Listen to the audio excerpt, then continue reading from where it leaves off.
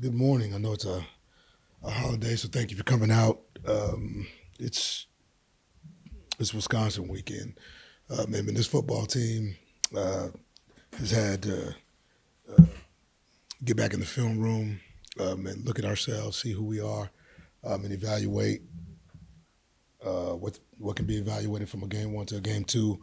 But another opportunity lies in front of us this week. I know as we came out of this game, nobody liked the result. I think everybody's a little pissed off about what that is, but it's a little less about talking about it and a little more about like moving on to the opportunity in front of us. So we have a chance to travel to Camp Randall Stadium. We play the Wisconsin Badgers, good football team. Luke Fickle in that group, big, they're physical. Excited, for the opportunity to head to Wisconsin. Again, this football team has had to, been turned around pretty quick. But I just had to remind them, there was a football team here in 2012 that ran into, a little bit of adversity early in the season. And what you have to do when adversity, hits you is just make sure, man, that you can respond. And that's what we got to do. We got to respond. So, again, with that, this team, when you look at social media puts a lot of stuff out there, but I put some stuff out there for our team, just talking about that 2012 team, McNeese State, and what they were able to do, working through that. So this team will be focused. They will be prepared, as we head to Wisconsin. And again, we gotta play a physical brand of ball against a physical team. Wisconsin beat Miami of Ohio, and I'm familiar with the MAC, having coached at Ohio University. So, and it was a good game. I thought Miami of Ohio gave them everything that they can handle. They lost their starting quarterback, Edwards, early. Don't know if he'll be back. I mean, he's listed as doubtful. But, here's what we do know. We do know that Wisconsin is Wisconsin. They're going to be big up front. And they've done a good job, defensively of creating some turnovers. And, as you look at the start for us last week, we got to find a way to stay on the field, make some completions on third down, and make sure we can score some points. So with that being said, I'll open it up for questions. You spoke about really seizing this opportunity coming into Wisconsin this weekend, but you said they're big up front, especially with turnovers and such. How do you think you all will be able to confine them? Yeah, I think this much, right? This group, our group started off a little slow.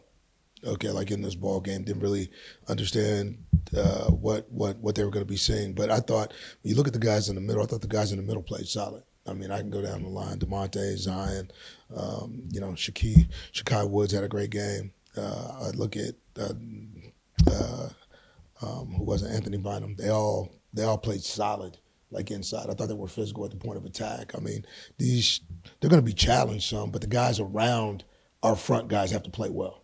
Okay, our edge guys got to play well. We got to set some edges. I mean, I thought we bled a little bit on the edges, and whether that's secondary or whether that's at the second level with our safeties and backers, we gotta set some edges. And if we set some edges, I think those inside guys are going to play hard. They're going to hunt. We got a nice little rotation. I even thought Felix Hickson played well.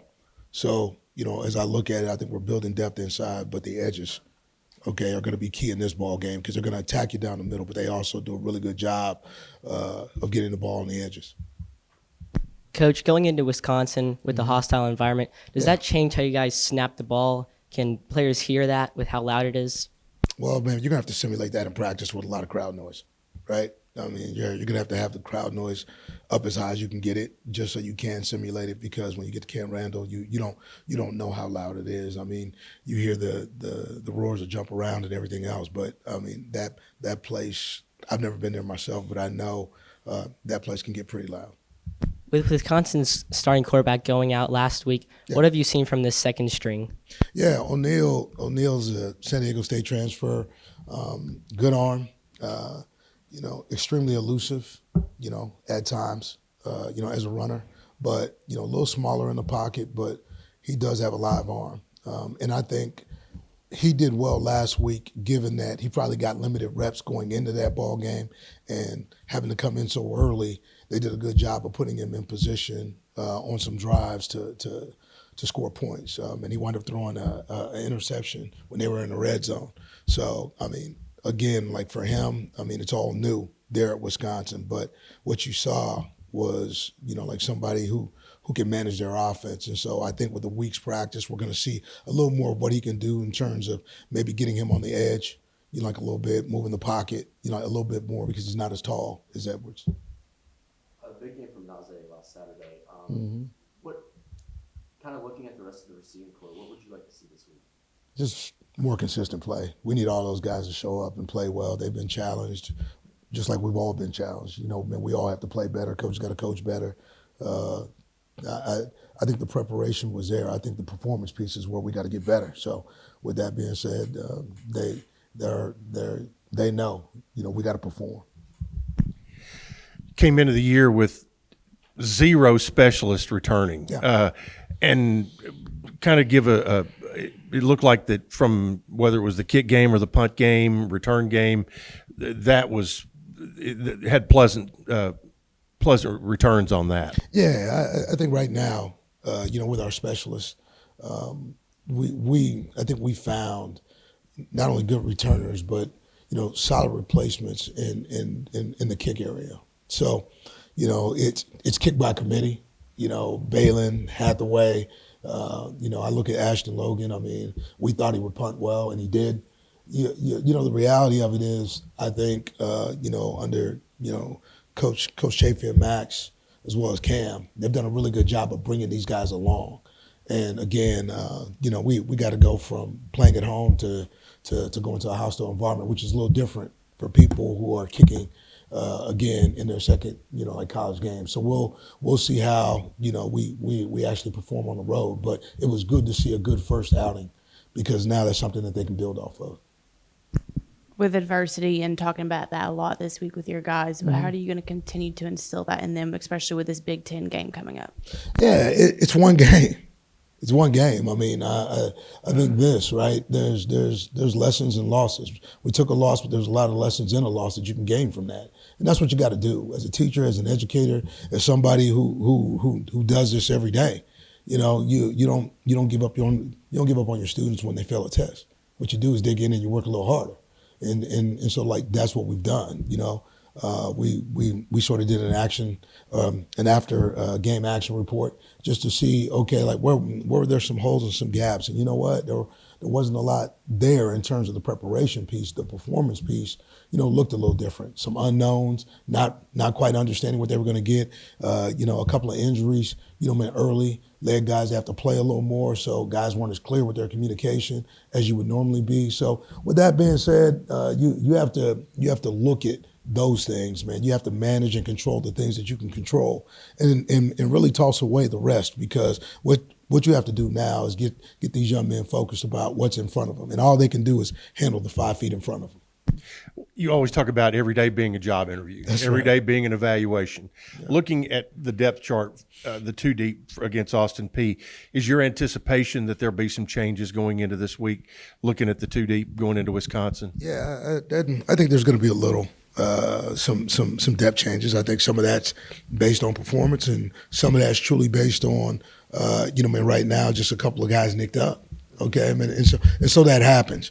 I look at the offensive line. I thought early in this ball game we gave great protection. They did a good job, man, of being able to protect our quarterback. We made some substitutions, just trying to get some guys, a little fresh, because some guys have been dinged up in camp, and it didn't look as good late in the ball game. So you got to stick, okay, like with those guys that can do the work. Right. So with that being said, it was probably going to be a little less rotation, and then, like guys are just going to have to tough it out, because the guys that can play, okay, need to perform. And so with that being said, we got to give, our quarterback his best chance every time he steps on the field.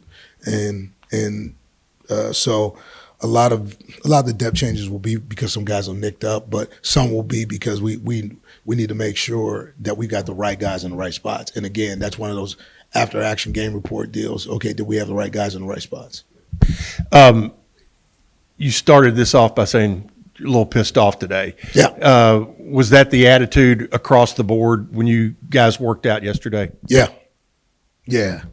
Guys were extremely pissed off. You can't not like be upset. I mean, like the preparation that had gone into that game, was as good a prep as I've been around since I've been here. I mean, like those guys worked hard. They went at each other, right? But here's the thing, you can't just flip a switch, right? You can't just flip a switch. The switch got to stay on.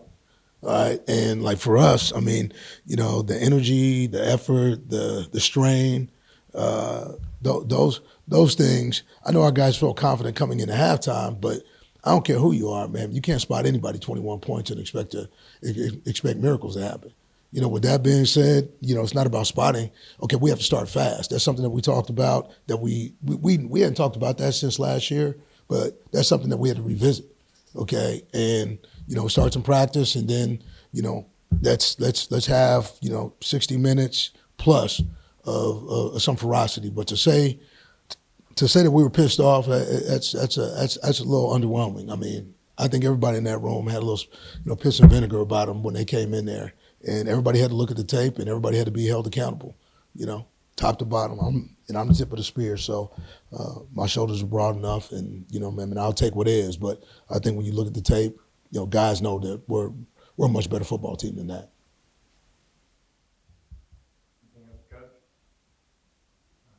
Thank you. Muaz, you did have a great first game for you, 5 total tackles, but continuing to build off that, looking towards this weekend from you and just obviously from the defensive line, how do you want to continue to improve, especially with such a physical team up front? First of all, we just got to get back to work at practice. So being focused at practice, taking every rep serious, ND, team, 7-on-7, everything. So I think those things is really going to prepare us for this week because this team that we play against this week is a big up front. They're physical, so we just got to be ready for that. Your brother has been on some big stages like this one. Has he taught you anything on how to deal with environments like this? Yes, sir, for sure. My brother gave me a lot of tips, a lot of encouragement. Just understanding the situation that you're in. Like, these are the games you live for. These are games you put in a lot of work in the off season. These are games that you want to play in. So being prepared mentally and physically. So just things like that. I know he's going to be watching this week, so I'm ready to show him something.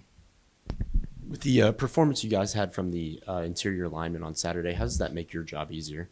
Yeah, the guys up front, man, them guys are some dogs. Them guys are playing hard, physical, tough, intelligent. So, like, those guys are making our job easier. They're getting double teamed and things like that, so they're opening up holes for us. So this week they're going to do the same thing, playing physical, taking on double teams so we can play more downhill.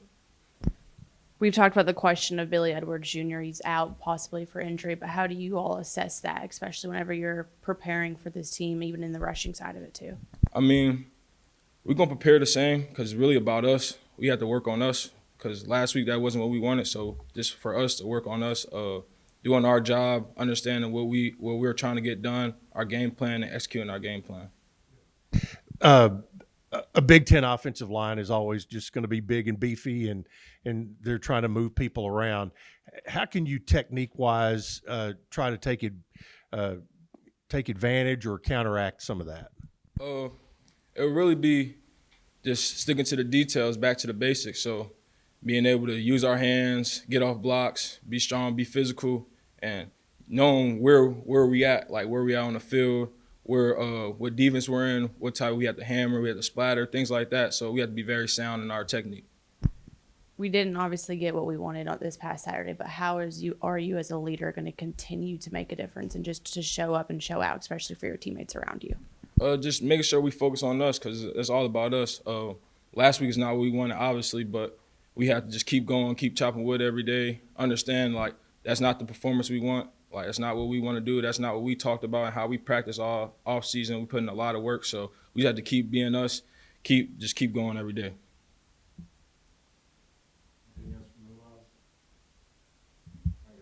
Appreciate y'all. Jacob, obviously after last week, but coming into this week, looking at Wisconsin, especially for their down conversions, 0 for 9, they battled it out with Miami of Ohio. But for you, how do you all think that you can really battle it out with them and make sure that you're really holding it down in the trenches? Yeah, I saw some of their stuff from last week. I think going into this week, it's just a battle of thinking about us, like Muaz said. Some of the things going in is just kind of being aggressive and starting off strong. I think giving us the amount of scenarios where we don't have to deal with third downs as much, and handling the first and second is more important. So Almost took the words out of my mouth. Third down, it's easy to look at 0 for 12. yeah. But how much of that is being better on first and second down and making your third down in an easier situation? Yeah, I think it's just controlling our focus. Going into this week, we got a different opponent, but we're going to prepare like it's like any other week. But like I said, I think it's how we come out aggressive and kind of punch them in the mouth early and see how they respond to it and just keep going. We've talked about they're going to have a really beefy defense, especially having it in the Big Ten. But for you, again, this is going to be a challenge, especially for all of you on the front line. How do you all think you will respond to that? I think it's a great opportunity, a tremendous opportunity for us. But when it goes to preparation, I think it's just like what I said already is going into it can't be anything different than what we expected. And we have to come out, punch them in the mouth and play together as a unit and be prepared for whatever they want to throw at us. If they play normal, if they do a lot of twist games like last week, just coming in prepared and being gelled with the guys. So, Coach talked about that it's everybody showed up mad yesterday and that kind of permeates. Do you feel like this team needs to play with a chip on its shoulder this week? absolutely. That is not the desired outcome we wanted on Saturday. We got to use it as fuel to our fire, but we can't dwell on it. We got to go into this week using it as the opportunity and the fire and just go. Can't just dwell on the opportunity. So. Anything else for Jacob? All right, thanks, Jacob. Thanks, guys. Appreciate it.